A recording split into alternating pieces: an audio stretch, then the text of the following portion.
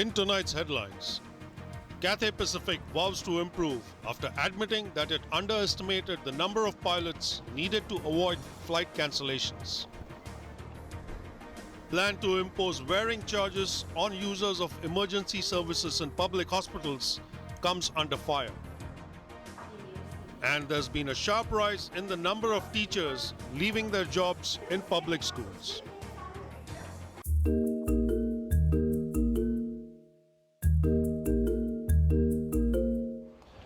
Cathay Pacific has set up a task force to identify and resolve underlying issues following its decision to reduce flights this month and next. The move comes a day after Chief Executive John Lee expressed great concern about the airline's operation. In a statement, the city's flagship carrier admitted that it underestimated the number of pilots needed for Christmas and the New Year. Flight cancellations peaked at 27 last Sunday, but flight reductions are expected to continue in coming weeks. About 20 flights were cancelled each day on Monday and Tuesday, and at least 14 were scrapped today. Alex McGowan, Cathay's Chief Operations and Service Delivery Officer, apologized for axing flights at short notice. Cathay has vowed that flights during the Lunar New Year period between February the 7th and 18th will not be cancelled. Apart from that 12-day block, some flights will be scrapped until the end of next month. McGowan is leading a task force to improve Cathay services. However, the association that represents pilots is not convinced. I don't see there being any different result. In our minds, when we were speaking about an inquiry, we really had in mind something a little bit more independent, more external. I think that really the only sort of inquiry that will lead to any meaningful results needs to be overseen by the government. And it really needs to go right back to 2020 when these dreadful decisions were made regarding their frontline staff. Whether Rails was referring to the 2,000 pilots who were laid off or resigned during the pandemic. He said Cathay should make it attractive enough to lure back pilots, as other airlines have increased salaries. Maze Mock, Cable News.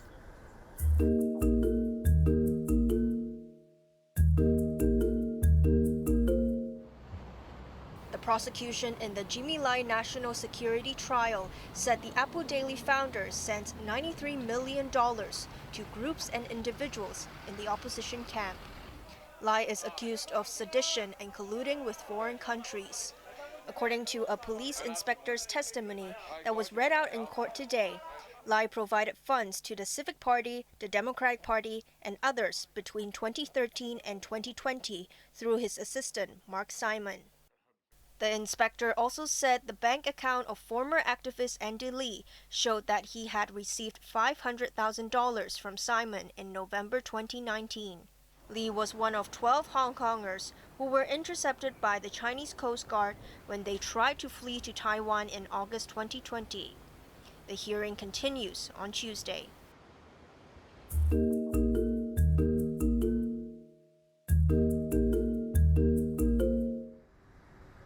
The authorities conduct a review on public health service fees every 2 years. The last increase was in 2017, and the cost per visit to the accident and emergency units of public hospitals remains at $180. But the public might soon have to dig deeper into their pockets.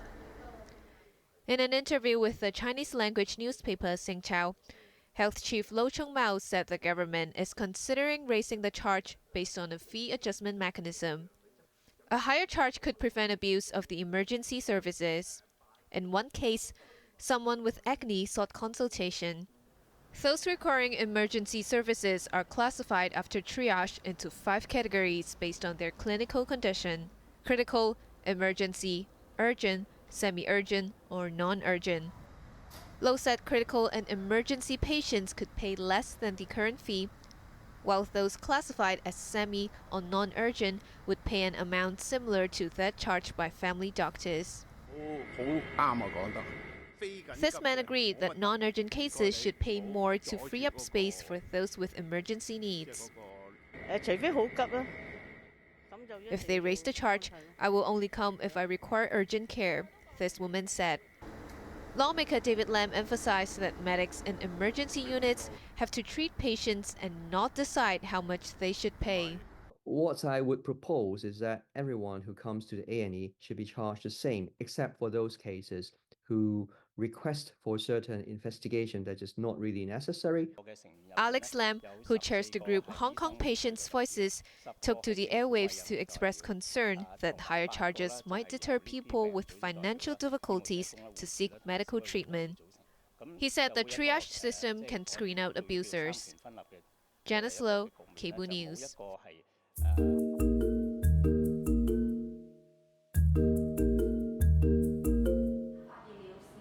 The number of public school teachers who left their jobs surged by 25% to over 6,700 in the last academic year from 2021-22.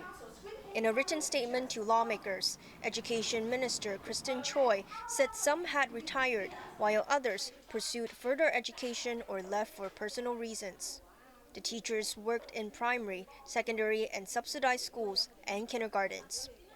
Choi also said there are currently 186 educational psychologists, with each serving 4 to 8 schools. They go to each schools for up to 30 days a year. Lawmaker Lillian Kwok says the workload is too heavy for the psychologists. She is worried that students cannot get timely assistance, as it could take up to 3 weeks before the experts can meet those who are categorized as dangerous cases. The Education Bureau has held talks with local universities on admitting more educational psychology students.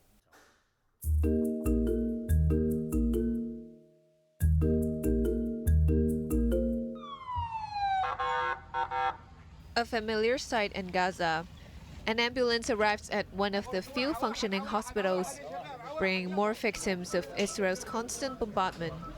Dozens of Palestinians, including 15 from one family, were killed in overnight attacks on the southern city of Rafah. Many of the victims were children. Over 23,000 Palestinians in Gaza have been killed in the past 3 months in Israel's land and air offensive following a deadly Hamas raid in October.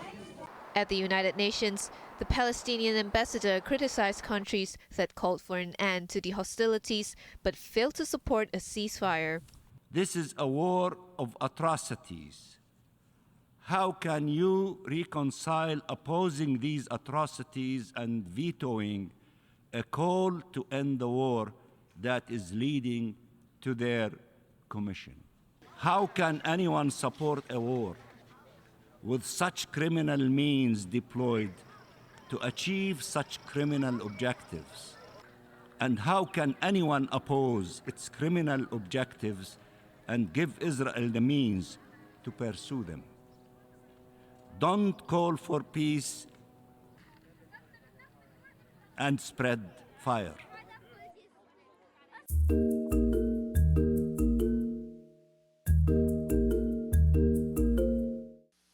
Viewers in Ecuador were stunned to see masked gunmen storming a TV station in Guayaquil, 400 kilometers south of the capital, Quito. The intruders, who also carried explosive devices, forced staff of the state-owned network onto the floor. The station then went off-air.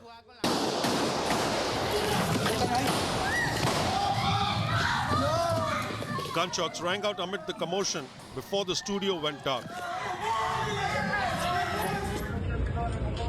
2 staff members sustained injuries. Police arrested 13 intruders. The South American country has been rocked by drug violence recently, and the situation became worse after the leader of a powerful gang escaped from prison earlier this week. President Daniel Noboa, who took office 2 months ago, has declared a 60-day state of emergency, granting special powers to police and the army.